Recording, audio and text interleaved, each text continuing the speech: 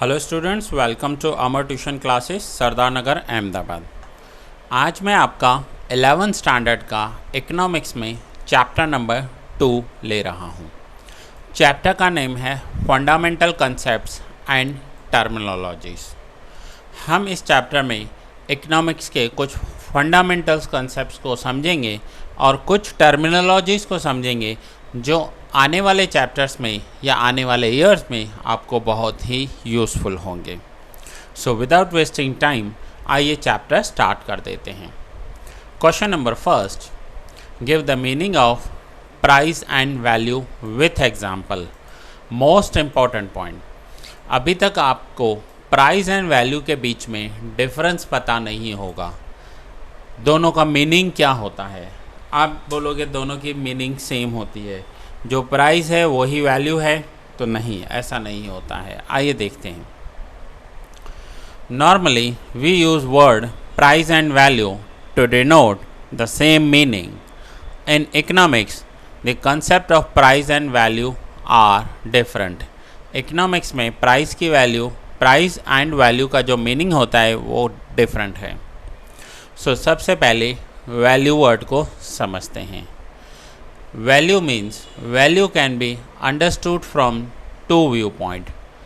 First, use value and second, exchange value.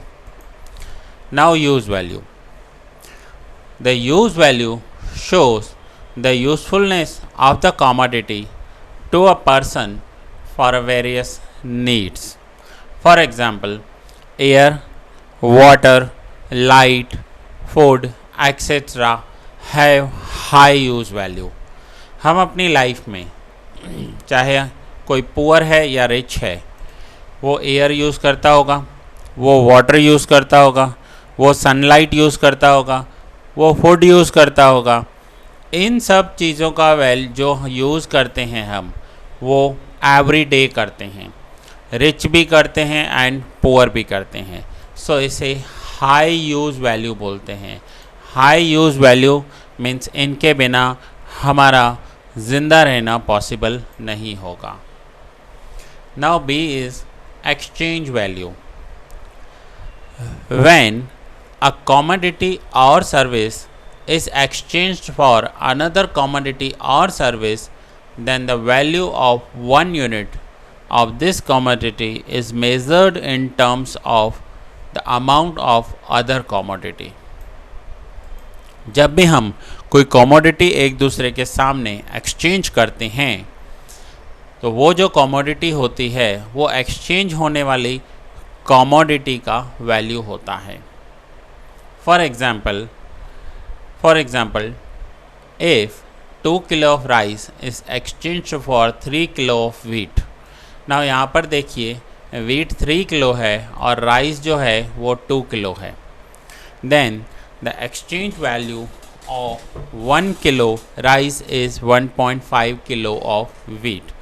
So 1 kilo rice का value हो जाएगा 1.5 kilo of wheat. So इसे value कहते हैं। जैसे ही आप प्राइस का कंसेप्ट समझेंगे, आपको पूरा कंसेप्ट ध्यान में समझ में आ जाएगा। Now relation. अब मैं आपको रिलेशन समझाने से पहले मैं आपको प्राइस एंड वैल्यू के अलग अलग एग्जांपल्स बता रहा हूँ। अलग अलग एग्जांपल्स क्यों बता रहा हूँ, जैसे आपको समझ में आए। देखिए, प्राइस क्या होता है। सपोज़ कीजिए कि आप मार्केट में कोई प्रोडक्ट परचेज़ करने गए और आपने उसका प्राइस पे किया 100 रुपीज़। दैट मीन्स आप जो पे कर रहे हो दैट इज़ प्राइस, और उसके सामने जो प्रोडक्ट आपको मिला है वो है वैल्यू। कई बार ऐसा होता है कि हमें जो प्रोडक्ट मिलता है वो हमें बहुत ही एक्सपेंसिव लगता है या चीपर लगता है। चलिए उसका भी एक एग्जांपल के साथ समझते हैं। सपोज़ करें आप मार्केट में एक ड्रेस लेने गए और वो ड्रेस आपको 1000 रुपीज़ में मिल रहा है। तो आप सोच रहे हो नहीं, 1000 तो बहुत एक्सपेंसिव है। बहुत एक्सपेंसिव क्यों है?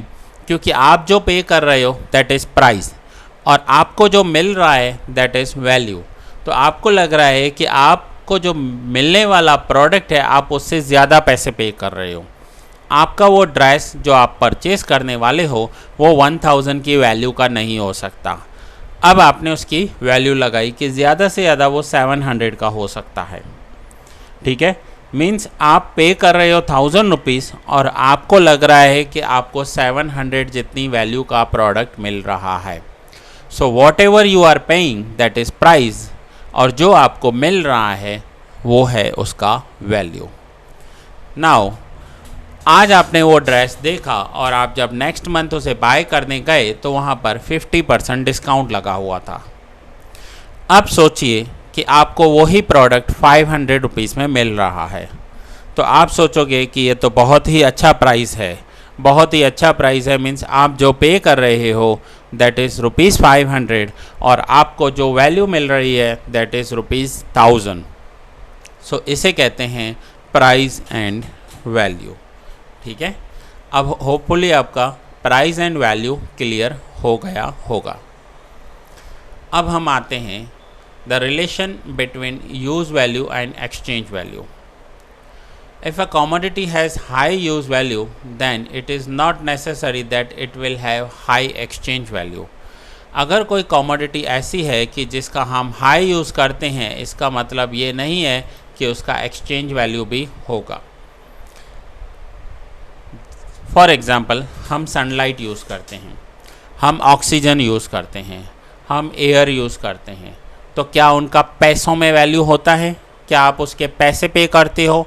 सो सनलाइट, एयर ये हाई यूज़ वैल्यू है, इनका हम बहुत अच्छा यूज़ करते हैं, बट उनका एक्सचेंज वैल्यू ज़ीरो है।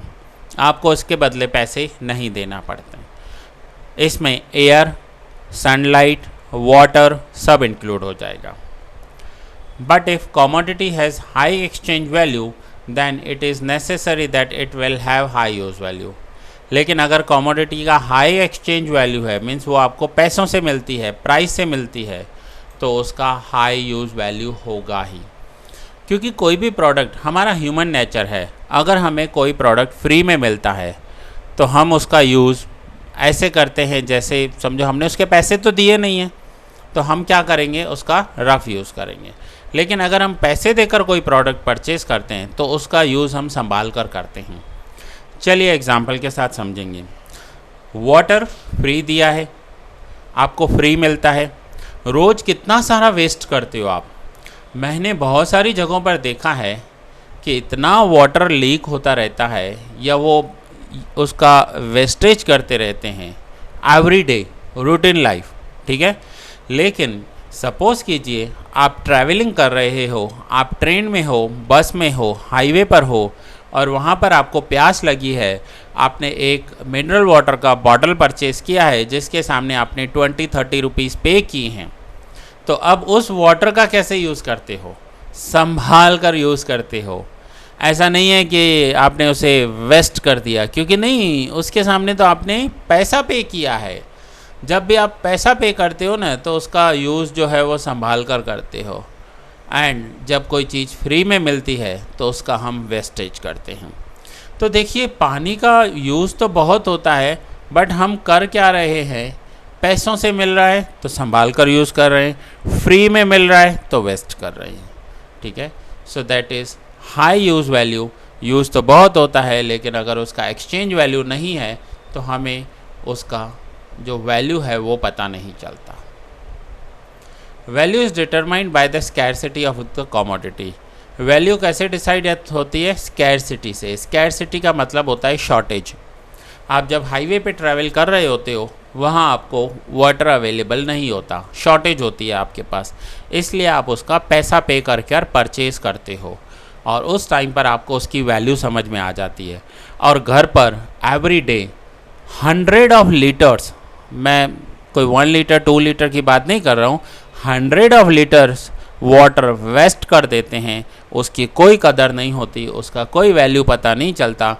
लेकिन हाईवे पे परचेज़ किया हुआ 1 लीटर बॉटल का वैल्यू पता चल जाता है हमें। सो वैल्यू कैसे डिसाइड होती है? स्कैरसिटी से। Scarcity of supply in relation to its demands. उसका सप्लाई कितना है और उसकी डिमांड कितनी है।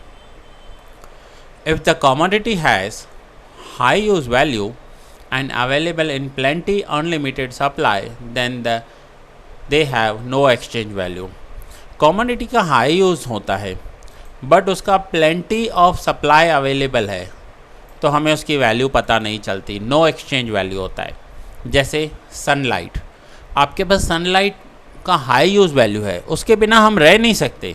रात हो जाती है तो सुबह का वेट करते हैं कि दिन कब होगा, ठीक है, क्योंकि हम कितनी भी लाइट्स जला लें, कितनी भी ट्यूबलाइट्स जला लें, कितने भी बल्ब्स का यूज़ कर लें, लेकिन सनलाइट जैसी रोशनी तो हमें कहीं नहीं मिलने वाली। सो सनलाइट का हाई यूज़ वैल्यू है बट प्लेंटी अवेलेबल है तो उसका एक्सचेंज वैल्यू ज़ीरो है, मीन्स हमें पैसे नहीं देने पड़ते, उसके फ्री में अवेलेबल है। For example air, water, sunlight etcetera have high use value. Air, water और सनलाइट का बहुत ही यूज़ है बट नो एक्सचेंज वैल्यू, उसका कोई वैल्यू नहीं है। ऐसा नहीं है कि आप मार्केट जाओगे और 1 किलो सनलाइट परचेज करके आओगे, नहीं, क्योंकि वो प्लेंटी अवेलेबल है। Diamonds, pearls etcetera have less use value but because they are rare they have very high exchange value. अब उसके सामने समझिए डायमंड्स हैं, डायमंड का हम बहुत ही रेयर यूज़ करते हैं। रेयर यूज़ करते हैं मीन सनलाइट, मैं बात कर रहा हूँ सनलाइट, एयर और वाटर की, जिसका हम सबसे ज़्यादा यूज़ करते हैं, बट डायमंड्स का यूज़ हम सबसे कम करते हैं। बट फिर भी डायमंड का इतना वैल्यू क्यों है? क्योंकि उसकी शॉर्टेज है, मार्केट में रेयरली अवेलेबल हैं। सो जो प्रोडक्ट आपको मार्केट में शॉर्टेज है, रेयर अवेलेबल है, उसका वैल्यू बहुत होता है, और जो प्लेंटी अवेलेबल है उसकी वैल्यू नहीं होती है। गोल्ड देखिए, रेयर अवेलेबल होता है तो उसका प्राइस कितना एक्सपेंसिव है, लेकिन अगर हमारे पास गोल्ड ना हो हम ज़िंदा रह सकते हैं। ज़रूरी नहीं है कि हमारे पास गोल्ड होना चाहिए ज़िंदा रहने के लिए। हमें ज़िंदा रहने के लिए चाहिए air, oxygen, sunlight, water. But देखो, जो चीज़ ज़िंदा रहने के लिए ज़रूरी है उसका तो कोई वैल्यू ही नहीं है, कोई कीमत ही नहीं है, आप रोज़ वेस्ट करते हो। और जो गोल्ड हमें ज़िंदा रहने के लिए नहीं चाहिए, उसके लिए मार्केट में 50,000 रुपीज़ पे करने के लिए भी रेडी होते हैं। सो एक प्रोडक्ट का आप वैल्यू कैसे डिसाइड करते हो? क्या उस प्रोडक्ट के यूज़ से डिसाइड करोगे या उस प्रोडक्ट के शॉर्टेज से डिसाइड करोगे? ठीक है। Thus, in economic, use of the word value is usually in context of exchange value of a commodity with other commodity. So, economics में हम उस प्रोडक्ट की वैल्यू डिसाइड करते हैं कि उसका एक्सचेंज वैल्यू क्या है, मीन्स उसका पैसों में वैल्यू कितना है। नाउ आते हैं प्राइस कंसेप्ट पर। When a commodity is exchanged for money, then such monetary exchange value is termed as price. किसी भी commodity को परचेज करने के लिए आप जो पैसा पे करते हो, that is called price. Price means the exchange value or worth of a commodity measured in terms of unit of currency. Price क्या होता है कि जो आप commodity परचेज करते हो, उस परचेज की हुई कमोडिटी का हम करेंसी में कितना पैसा पे करते हैं, दैट इज़ कॉल्ड प्राइस। सो ये था हमारा क्वेश्चन नंबर 1, जिसमें हमने प्राइस सीखी एंड जिसमें हमने वैल्यू सीखी कि प्राइस एंड वैल्यू क्या होते हैं। ठीक है फ्रेंड्स, सो ये लेक्चर मैं यहाँ पर ही पूरा कर रहा हूँ। ध्यान से समझिएगा इस लेक्चर को, बहुत ही यूज़ होने वाले टर्म्स हैं वैल्यू एंड प्राइस। ठीक है, बहुत जल्द मिलते हैं नेक्स्ट लेक्चर में।